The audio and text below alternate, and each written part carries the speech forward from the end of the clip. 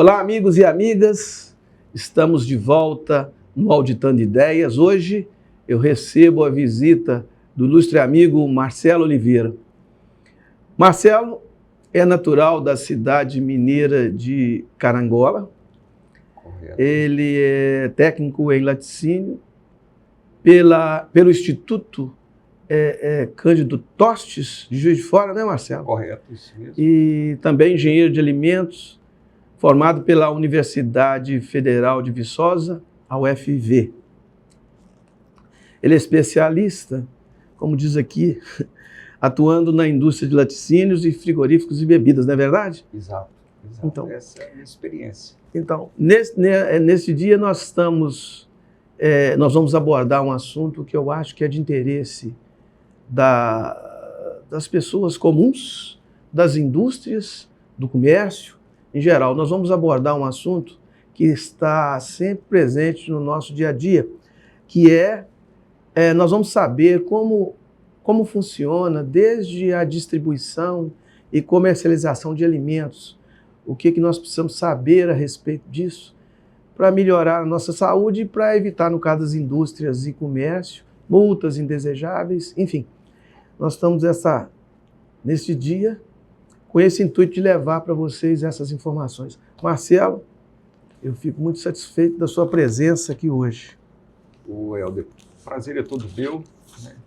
É um prazer poder estar falando aí para as pessoas, né? Principalmente os que estão ligados à produção e distribuição de alimentos, né? Que é, como você falou, o dia a dia nosso, né? Coisa do nosso dia a dia que é muito importante a gente saber lidar, né, com esses alimentos, para não perdermos alimentos. Existe uma perda muito grande de alimentos, inclusive dentro das residências, né? O consumo correto, né, desses alimentos e a conservação. Essa perda muitas vezes está ligada, ou até mesmo algumas intoxicações acontecem por uma má conservação do alimento. Quando eu vou ao supermercado, eu fico muito confuso quando eu vou lá na prateleira e vou escolher qualquer produto, aí sempre a gente depara com um rótulo. Mas a leitura do rótulo é complicada para mim. Muitas vezes eu leio, não entendo nada e compro o produto. Se você pudesse discorrer sobre essa questão dos rótulos, que eu entendo que seja muito importante, porque está previsto na lei, né, e está gravado lá nos produtos. Então, você podia tecer uns comentários sobre o significado dos rótulos, como a gente lê. Correto. Bom, o rótulo, ele serve exatamente para a gente identificar o produto, a composição dele, né, e a forma que a gente deve trabalhar com aquele produto, né? E tem sido feito um trabalho mundial já há anos, né, para tornar o rótulo cada vez mais claro, objetivo, né, e bem alinhado com realmente o que é o produto. É transferir uma informação bem clara a respeito daquele produto, né? Então o rótulo tem três partes principais, né, que é a denominação do produto, que é uma classificação daquele produto, se é um produto lácteo, se é um produto carne, se é um produto à base de cereais, né, ou de farinhas. Então, ele classifica esse produto, né? E tanto alimentos sólidos, né, quanto bebidas, né? E também tem uma parte de composição desse produto atrelado a uma tabela de informação nutricional, porque a lista de ingredientes, né, ela está ligada à tabela de informação nutricional. E também nós temos a parte de conservação desse produto, ou de manipulação, até instruções sobre manipulação do produto. Por exemplo, se a pessoa recebe em casa uma batata pré-frita congelada, as pessoas às vezes têm dúvida, ele vai esquentar a gordura e vai colocar essa batata frita lá, ou ele vai colocar a batata pré-frita congelada na gordura fria e vai aquecer tudo junto? Ele tem que descongelar primeiro essa batata para depois colocar na gordura quente. Entendi. Né? Então, essas instruções são importantes, porque se ele descongelar essa batata, formar gotículas de água ali na superfície, que é natural, é uma coisa correta que vai acontecer, e colocar numa gordura quente, essa gordura vai espirrar, né? Então, vai queimar a pele da pessoa, pode espirrar no olho, causar um problema grave. Então, essas informações, inclusive de manipulação do produto, é muito importante estar claro no rótulo. Entendi. Então, a observação do rótulo é importante para o dia a dia das pessoas, até para manipulação do produto já pronto. Correto. Né? Agora, lá eu vejo aqui, eu notei até algumas coisas que eu queria te perguntar sobre a questão de classificação dos produtos e o que são lupas dos rótulos. Sempre me falam sobre isso. Lupas dos rótulos. E o que são? O que significa? Correto. Bom, essa questão de lupas, né, que a gente tem visto agora num avanço recente das informações no rótulo, é exatamente para poder oferecer uma informação mais clara ou objetiva, né, sobre aquele produto. As lupas, elas estão informando, né, pontos importantes para a nutrição. Por exemplo, produto com alto teor em sódio. Existe uma tabela, né, mundial, né, aqui no Brasil ela é administrada pela Anvisa, onde a gente fala de níveis alto e baixo, né, de alguns ingredientes. Principalmente ingredientes relevantes para a nossa nutrição, como teor de açúcar adicionado, calorias, né, um produto altamente calórico, gordura trans, né, e sódio, que são componentes dos nossos alimentos que merecem atenção. Calorias é muito importante, né? O valor calórico desse produto. Se ele é muito alto, ele deve ser informado para pessoas que têm necessidade de balancear a alimentação com relação ao teor calórico, pessoas que estão procurando emagrecer, outras que têm problemas com açúcar adicionados. Essa lupa fala alto teor de açúcar adicionado, pessoas que têm problemas com açúcar, né?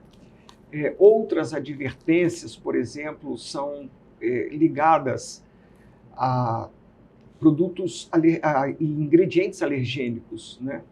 Então, a questão de alergênicos, ela está sendo muito bem trabalhada no mundo todo, porque realmente uma alergia pode levar a pessoa à morte se ela não for socorrida a tempo. Isso é um chamado de equilíbrio nutricional que as empresas fazem para chegar nessa conclusão aí, nessa separação e classificação que você está dizendo, ou não tem nada a ver? Não, sim, é tudo um conjunto, né? Uhum.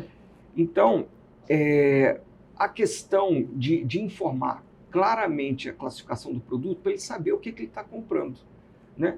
Ele está comprando um leite condensado ou ele está comprando uma mistura láctea, né, Entendi. que tem as mesmas propriedades com leite condensado. Uhum. Né? Porém, não é o leite condensado que obedece os padrões de identidade e qualidade que um leite condensado tem.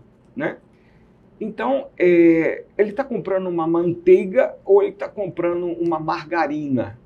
Entende? Então, as duas são bem parecidas, né, com questões aí de propriedades sensoriais, né, cremosa, mesmo estando refrigerado, essas coisas, sabor, né, textura, porém, não é o mesmo produto. Então, é preciso que essa classificação esteja muito bem clara para que a pessoa não leve gato por lebre, vamos dizer assim. Né? Para ele não levar um produto que parece, mas não é.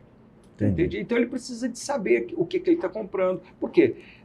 Ele vai usar margarina em determinados produtos, com determinados fins, vai usar manteiga com outras finalidades. O teor de gordura, né, trans num produto e outro. Então isso é muito importante, ele ver o que ele está comprando, olhar a composição desse produto, essa lista de ingredientes. Geralmente essa lista de ingredientes, geralmente não, a lei determina que a lista de ingredientes seja colocada, a ordem dos ingredientes no decrescente, né? Ou seja, aquele ingrediente de maior quantidade naquele produto, ele é colocado primeiro e assim por diante, né? Então, quando ele leu, por exemplo, a questão de um produto, um pão integral, por exemplo, esse pão integral, se ele tiver farinha não integral em primeiro lugar, quer dizer que ele tem uma menor quantidade de farinha integral nesse produto. Quando ele tem só farinha integral, vai vir só farinha de trigo integral. Né? Se ele tem uma mistura de farinha de trigo refinada, então vai vir farinha de trigo integral, farinha de trigo refinada, Entendi. e assim por diante. Então, a lista de ingredientes mostra a ordem de produtos que compõem, de ingredientes que compõem aquele produto. Né? Então, é importante ele ver o que é que realmente está na lista de ingredientes. Primeiro vem as matérias-primas e, em seguida, a lista de aditivos alimentares. Se tem corante, se tem aromatizante, se tem conservantes, né, nesse produto. Então, aquilo ali, aquela lista de ingredientes é importante para ele. E a tabela nutricional, ela mostra o quanto de nutrientes, né, ela traz para o organismo da pessoa que está ingerindo, né? Então, pessoas que têm problema com sódio, é de importância vital as pessoas observarem esses rótulos para a saúde delas, inclusive, para saber se eles estão se alimentando com o produto certo, que não está fazendo mal. Porque aqui que você disse, às vezes você tem nutrientes lá que te faz mal, mas você está usando para outro fim. Não é isso que eu entendi? Muitas vezes, por exemplo, você tem uma manteiga e tem uma margarina. Às vezes você tem que saber o que é qual a composição da margarina e qual a da manteiga, para você ficar claro ali o que você está ingerindo. Exatamente. Agora, sabe o que acontece muito comigo, isso, pessoalmente? Eu vou no supermercado, né? Vamos dizer, eu adquiro lá uma caixinha de leite. E lá em casa, eu observo que essa caixinha de leite ela estraga com maior rapidez. Então, eu não sei como a gente tem que se portar para a conservação desses produtos. Porque lá na prateleira do supermercado, ela dura mais. Eu já observei isso. Essa questão de conservação, você pode nos dizer como a gente tem que fazer, o que a gente tem que se preocupar para os produtos conservar, manter a sua conservação dentro do que ele é criado? Entendeu onde que eu quero chegar? Entendi. Essa, inclusive, é uma das dúvidas, né, que tem o consumidor. Né? Produtos estéreis, né, comercialmente, ou seja, não tem crescimento de micro-organismos, né, naquele produto, são produtos estéreis, estáveis à temperatura ambiente. Alguns têm conservadores, outros não têm conservadores. Principalmente há aí uma fala muito grande a respeito do leite, né?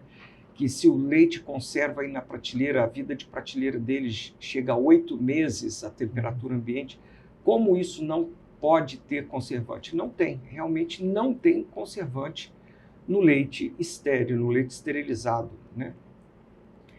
Em embalagens que a gente chama de assépticas, né? Que não tem nenhum contato, o produto interno não tem nenhum contato com a área externa, né? Que está normalmente cheia de contaminantes naturais. O ar tem suas contaminações naturais, né? Então, o ambiente tem suas contaminações naturais. Então, existem duas classificações importantes para os produtos. Os estéreis comercialmente, que são estáveis à temperatura ambiente, né? Sem conservadores, sem conservantes, e os que são estáveis à temperatura ambiente, porém com conservantes. Vamos dar um exemplo, por exemplo, o Tampico.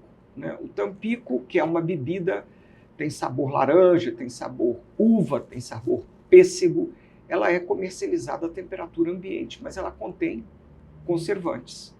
Né? Então, para ajudar na conservação desse produto, são colocados aditivos alimentares ali que inibem o crescimento de bactérias, de mofos. Né? Então, o produto, a barreira dele ali, além dele ter sido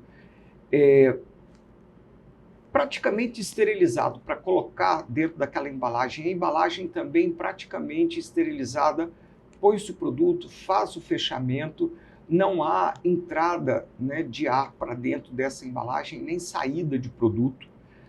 Porém, o que conserva aquele produto ali, por ele ter ainda uma taxa de micro-organismos viáveis, ou seja, eles podem crescer, os que sobraram depois da pasteurização ou esterilização dessa bebida e colocado dentro da embalagem fechado, ele ainda tem uma taxa relativamente alta, né, de micro-organismos viáveis. Então a gente coloca um produto químico, que são os conservantes, benzoato de sódio, sorbato de potássio, os aprovados por lei. É importante que fique claro que todo ingrediente, todo aditivo para se colocar num produto, ele tem que estar aprovado em lei. Existe uma legislação específica, tanto do Ministério da Agricultura, quando o produto é fiscalizado pelo Ministério da Agricultura, quanto pela Anvisa. Então, as pessoas não podem usar aditivos da maneira que eles querem. Existe uma lista aprovada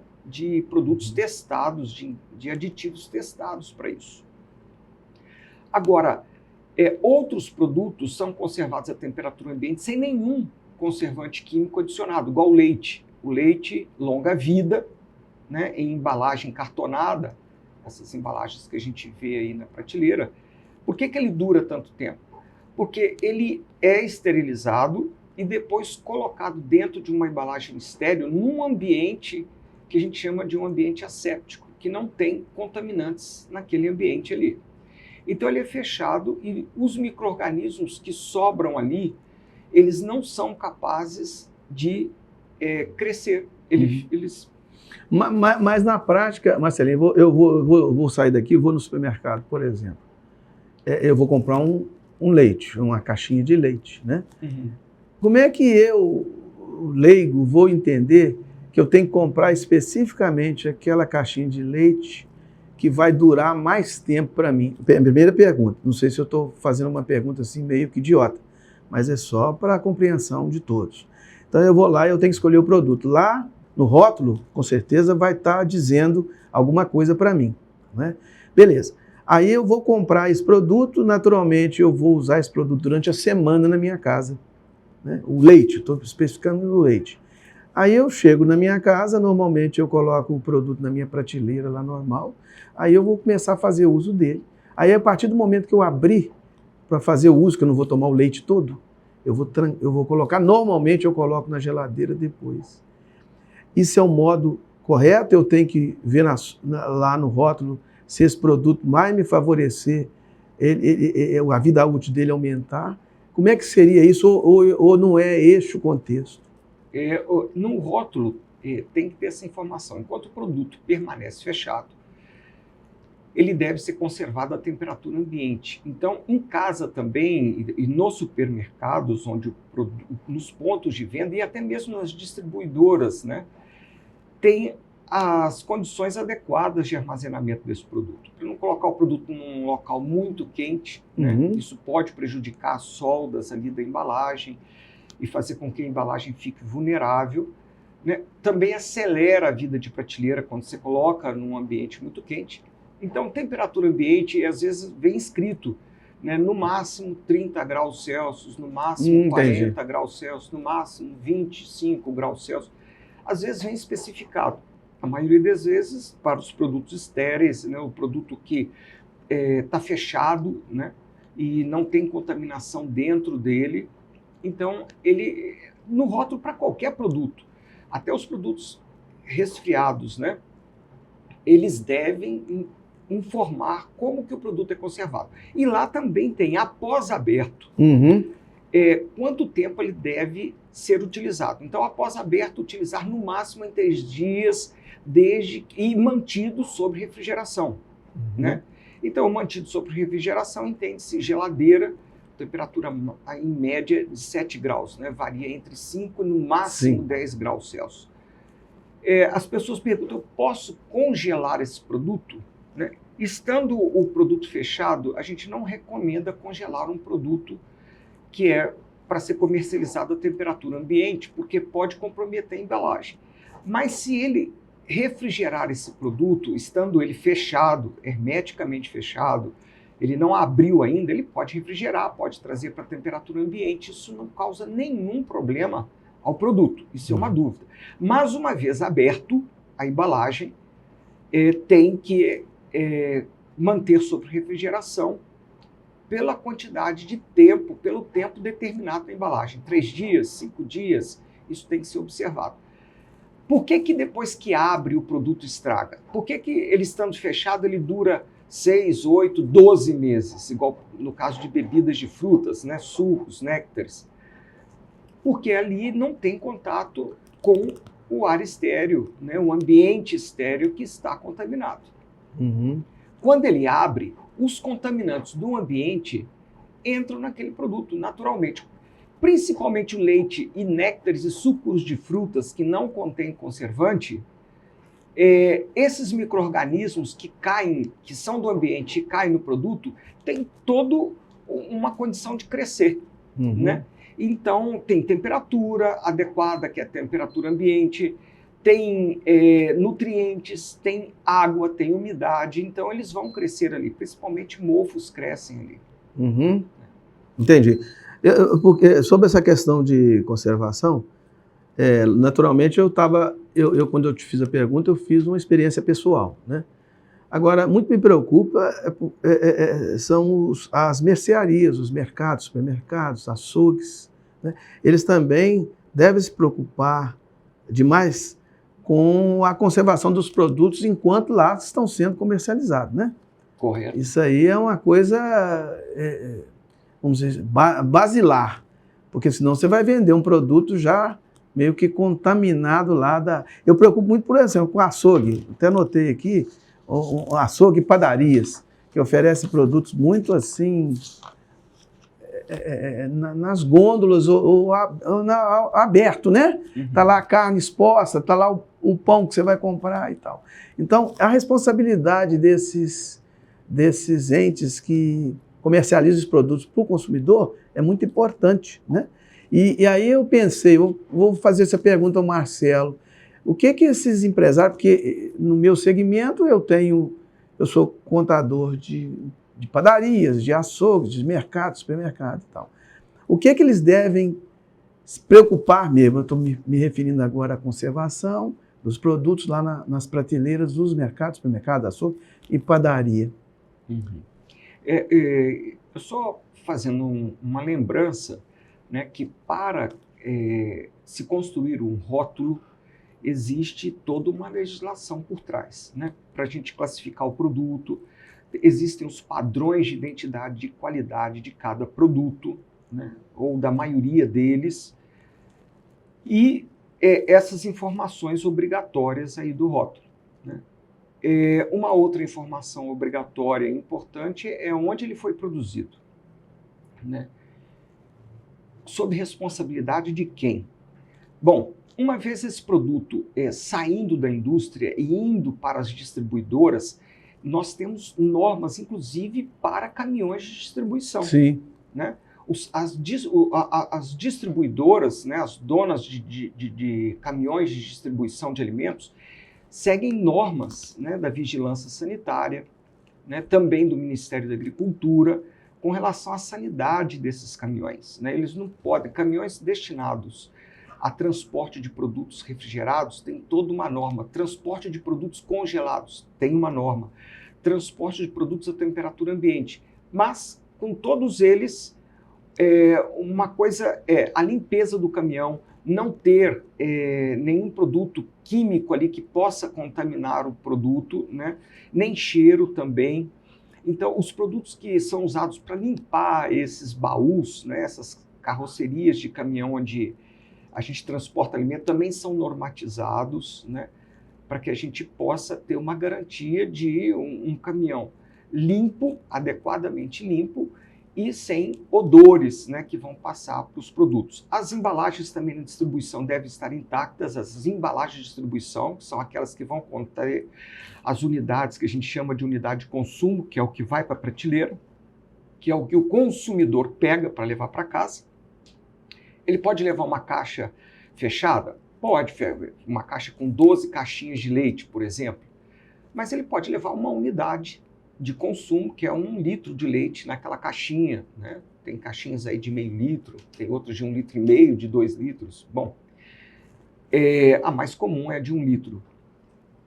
Uma vez ele chegando no centro de distribuição, ele tem que obedecer às normas também, com relação à contaminação cruzada com produtos alergênicos, manter a limpeza do local, né? A temperatura adequada para cada produto, se é um produto congelado, se é um produto resfriado, se é um produto distribuído a temperatura ambiente, se for distribuído a temperatura ambiente, qual a temperatura máxima que esse produto pode estar. Questão de umidade do ambiente também é importante, porque se tiver muito úmido, pode pegar a umidade na caixa de papelão e cai a resistência dessa embalagem de distribuição, que a gente chama, que são as caixas, né?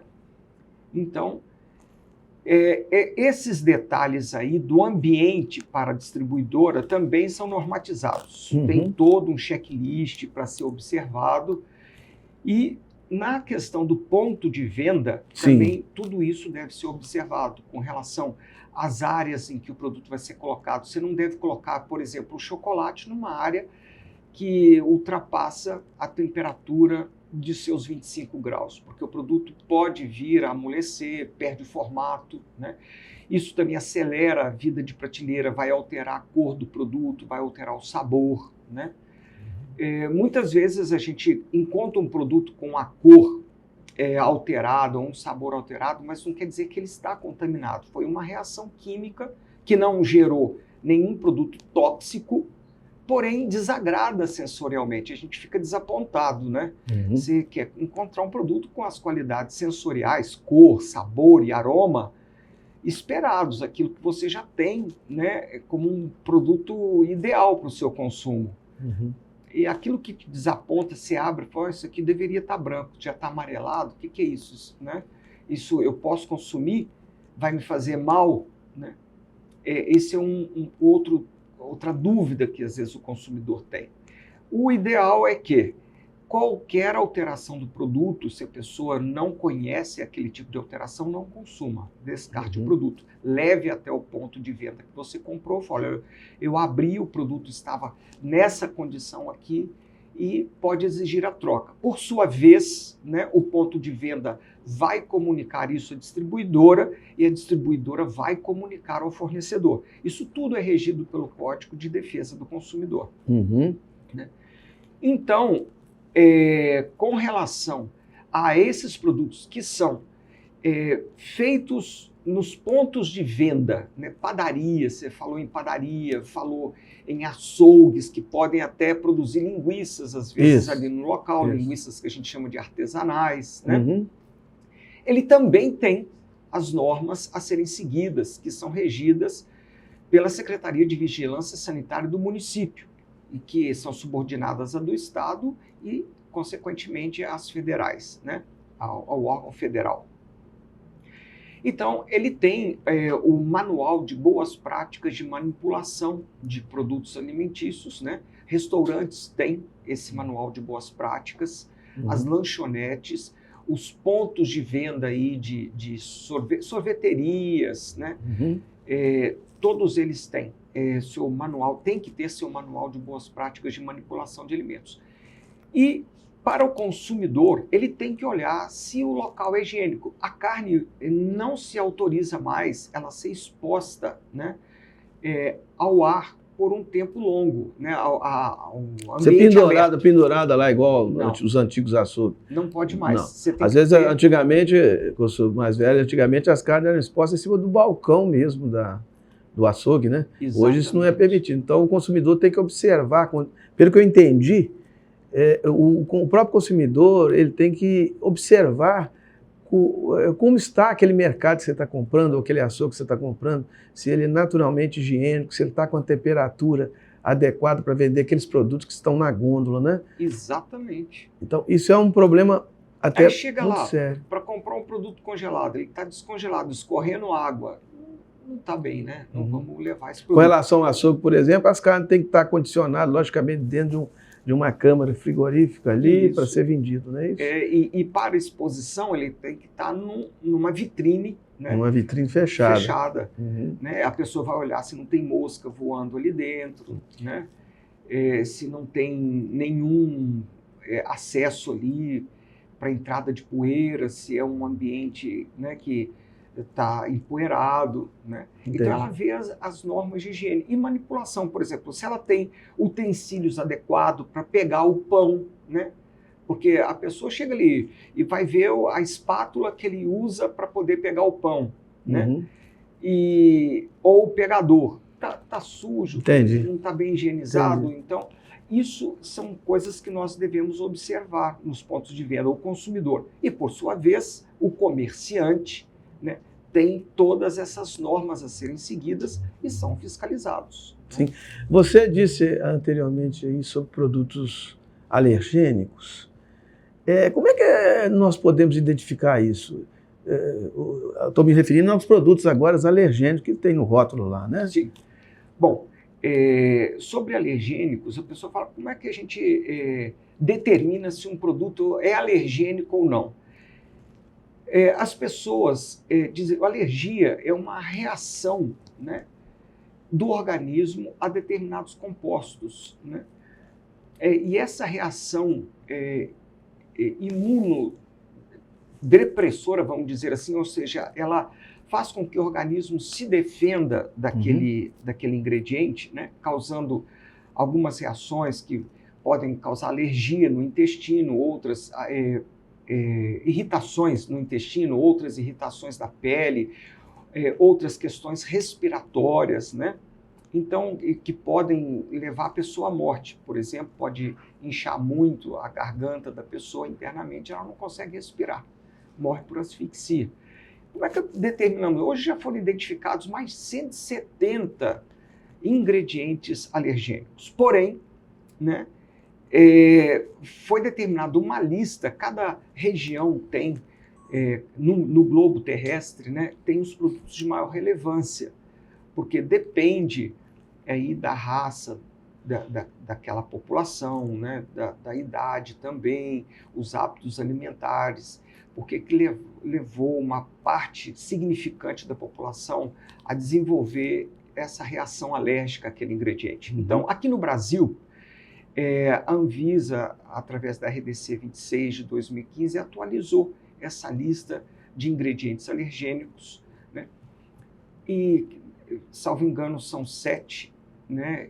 Os principais é leite, soja, castanha de caju, castanha do Pará, o trigo, né? Crustáceos, né? Produtos, frutos do mar. Uhum. Ovos também, tem uma boa parte da população que é alérgica a ovos, né? Uhum. Então, essa a gente poderia chamar assim de lupa, né, para a questão de alergênicos. Só que ela não é uma lupa igual a de ingredientes que podem causar, se a pessoa consumir constantemente, pode causar algum problema, né? Igual alto teor de açúcar, alto teor de sódio, alto teor de gordura trans, né? Ela é chamada logo abaixo da lista de ingredientes, né? Alérgicos, né? Contém leite, contém soja, ali é feita essa chamada. E é muito importante. A pessoa que desenvolveu alergia, ela vai poder ler esse rótulo e decidir sobre a compra desse produto ou não. Entendi. Existe uma outra parte lá que fala que pode conter. Pode conter é quando não se tem dentro do programa de controle de alergênicos na indústria. Então ele escreve no rótulo pode conter, porque ele não tem como garantir a ausência daquele ingrediente alergênico, às vezes por uma contaminação cruzada. Às vezes ele está produzindo um produto de aveia, mas dentro daquele ambiente também ele trabalha com trigo, e por mais que ele limpe e deixe o ambiente preparado para trabalhar com produtos exclusivos de aveia, ele não consegue garantir a ausência do trigo. Então ele coloca ali, pode conter trigo, né? Entendi. E aí o consumidor decide se ele vai comprar ou não. Aí ele tem que observar a intensidade que ele tem da alérgica dele mesmo. Mas ele tem as informações no rótulo para isso, não é isso? Exatamente, ele tem as informações claras ali no rótulo. Aí a pessoa fala, e agora? Ele chega num restaurante, o produto está pronto ali, né? E aí a pessoa, né, fez um arroz e temperou esse arroz com caldo de peixe. Ele não tem uma placa, às vezes escrita, né? Contém caldo de peixe aí, de tilápia ou de algum outro peixe.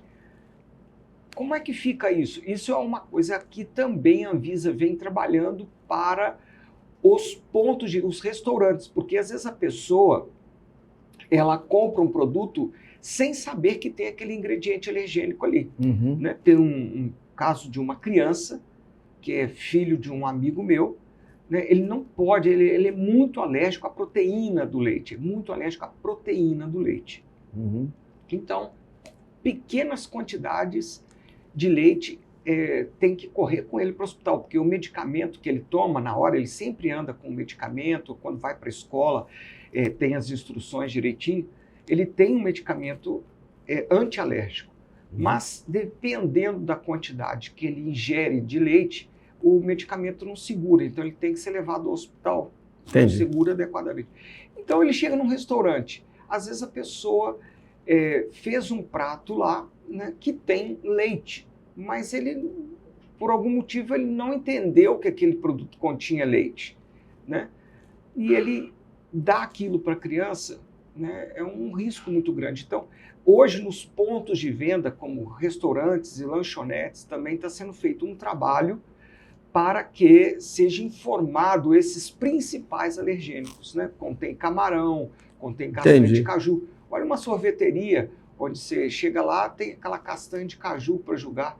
Quando ele está vendo a castanha de caju, ele sabe que ele é alérgico, ele não vai colocar. Mas se aquilo foi colocado na composição do produto e só está lá o nome lá, do sabor do sorvete lá, e ele não sabe se tem uma castanha de caju ali. Então, você disse aí que, no caso aí, os órgãos fiscalizadores estão intensificando, vamos dizer, a fiscalização em si, e até buscando maiores condições de informar ao público em geral de que existem produtos ali que têm a adição de possíveis outros produtos alergênicos, né? Então, já que você falou de fiscalização, agora o meu público aqui, você poderia nos dizer aqui quais são os órgãos de fiscalização que impactam sobre a indústria, né, mesmo sobre o produto natural que sai às vezes da zona rural, vamos dizer assim, e vai ser levado para a industrialização, até o transporte, até a comercialização final. Quais são os órgãos competentes para fiscalizar e qual a intensidade, vamos dizer assim, das multas daqueles que desobedecem essas normas vitais aí de vigilância sanitária, etc, etc. Sim. Bom, os 3 órgãos principais de fiscalização de uma cadeia de produção de alimentos, né, é o Ministério da Agricultura, a Anvisa, né, e o Inmetro. O Inmetro com relação a pesos e medidas, né? Isso também é muito importante. Porém, nós temos divisão de 2 grandes ações. Uma é a regulação, ou seja, criar as normas, né, as leis, as portarias, as resoluções que regem a produção daquele alimento, né, ou daquela bebida. Tanto o Ministério da Agricultura quanto a Anvisa, né, e também ao Instituto de Pesos e Medidas, ao Inmetro, eles possuem a legislação específica, né, para cada tipo de produto. E o que acontece é que a pessoa, em cada ramo em que ela está, em cada setor que ela está da produção de alimentos e bebidas, ela deve conhecer essas normas. Ela não pode alegar em momento nenhum, eu estou produzindo doces, por exemplo, né, que é regido pela Anvisa. Estou produzindo pé de moleque, estou produzindo cocada, eu não posso alegar que eu estou produzindo isso, mas não conheço as normas. Né? Uhum. Se isso, em hipótese alguma, se eu vou me dedicar à produção de doces, eu tenho que conhecer toda a legislação de produção de doces, para que eu possa oferecer um alimento seguro.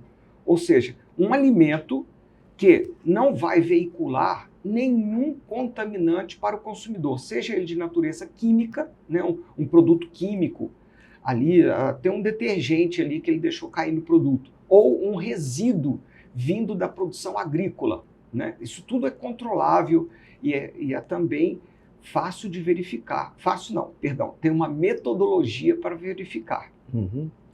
E tudo isso tem que ser seguido. Então, o que esses órgãos do Brasil fazem?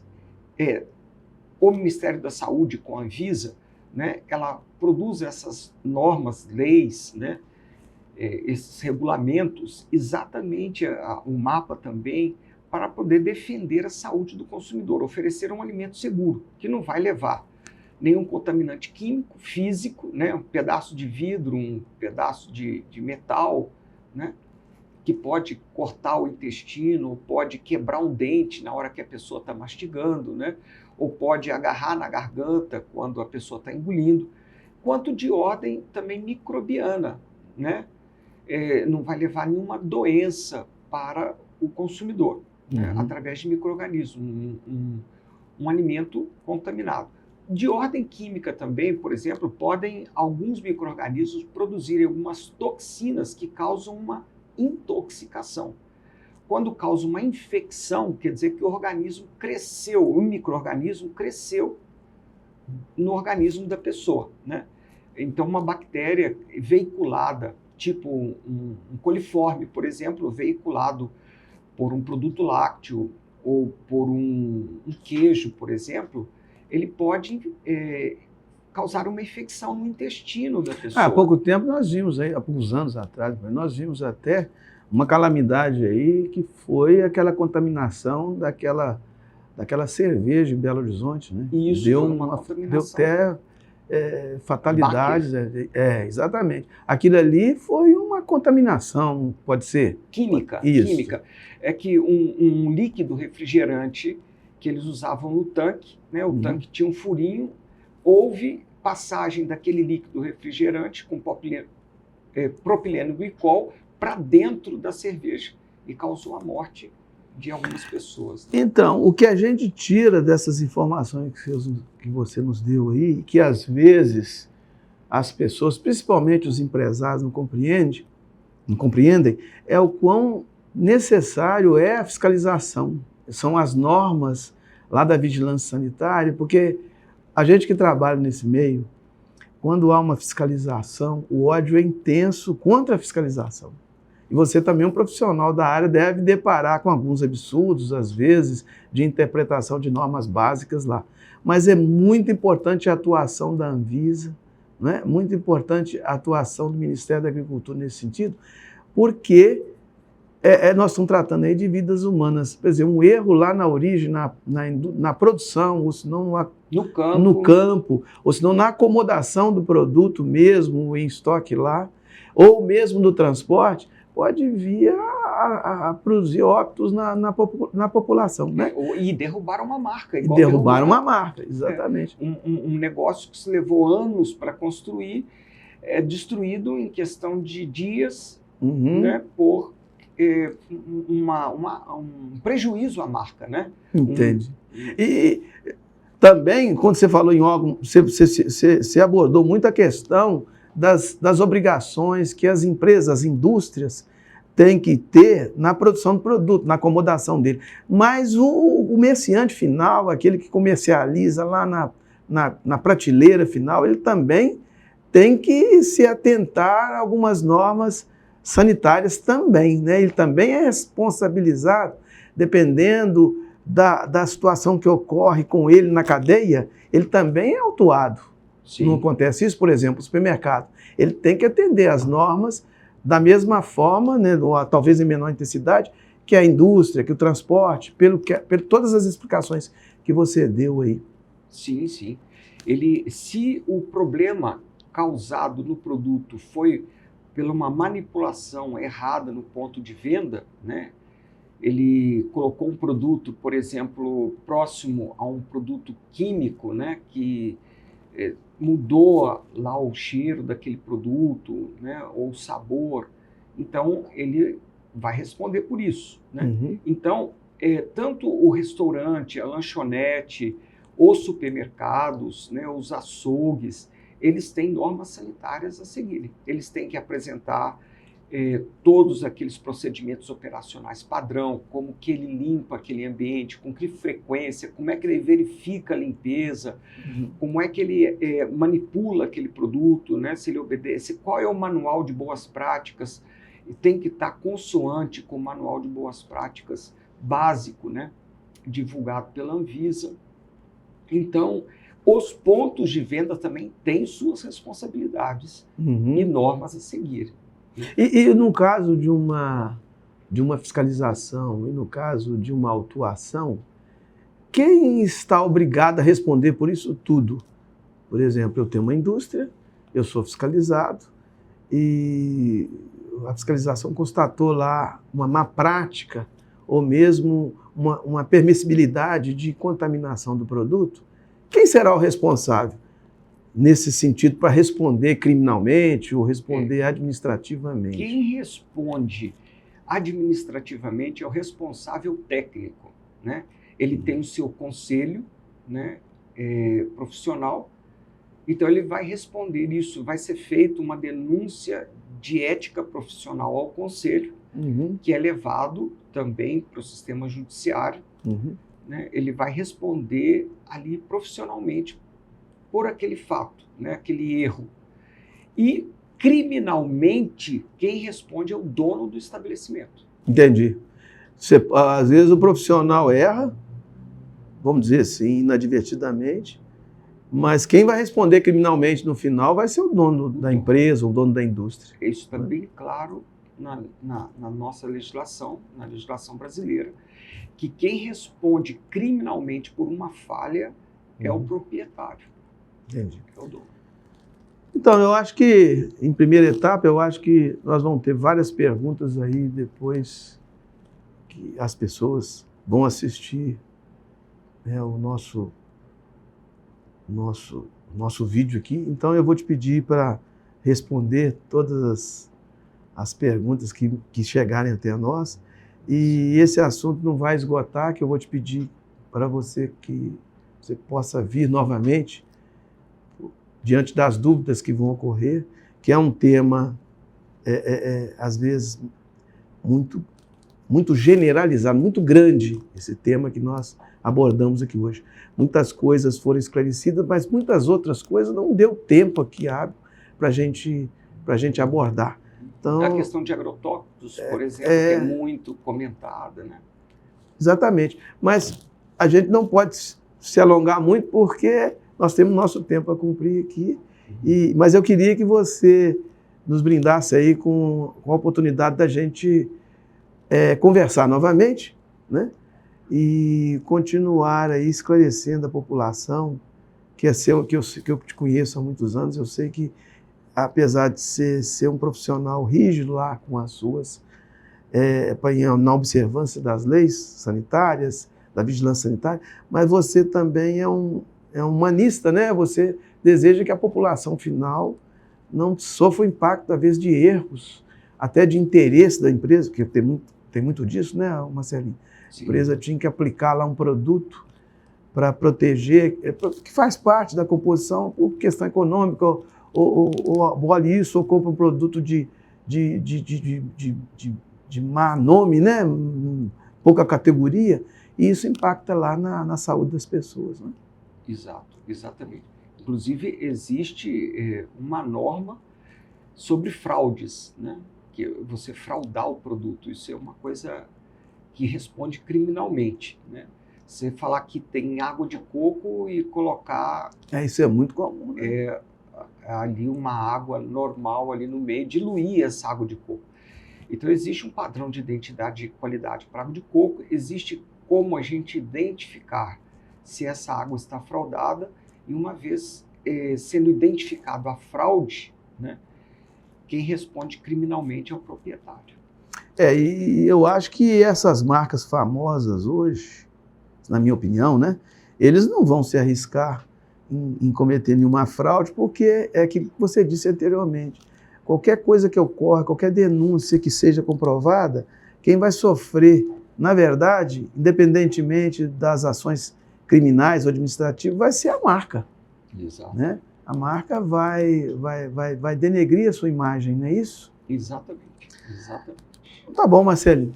Foi um prazer eu estar aqui com você. Eu gostei muito da nossa conversa. Desculpa a minha total ignorância sobre o tema, porque, como eu disse, é muito técnico e a gente tentou trazer aqui para o público uma linguagem mínimo de técnica possível, justamente para tentar que o público entenda que ele tem que contribuir, ele não pode simplesmente comprar um produto sem observar, principalmente, os rótulos, analisar o produto na hora, no acondicionamento, onde que ele está comprando, como ele está comprando, não é assim? Exatamente, exatamente. E estou à disposição, né, para responder as dúvidas, aquilo que eu puder ajudar, estou às ordens. O que eu não souber, vou procurar também as fontes de informação. Né? Então, tá bom. E estou à disposição. Viu? Muito obrigado pela Marcelo. oportunidade de estar com vocês. Eu agradeço ao Marcelo novamente e espero que todos tenham aproveitado o nosso tempo aqui com essas informações. Um abraço para todos.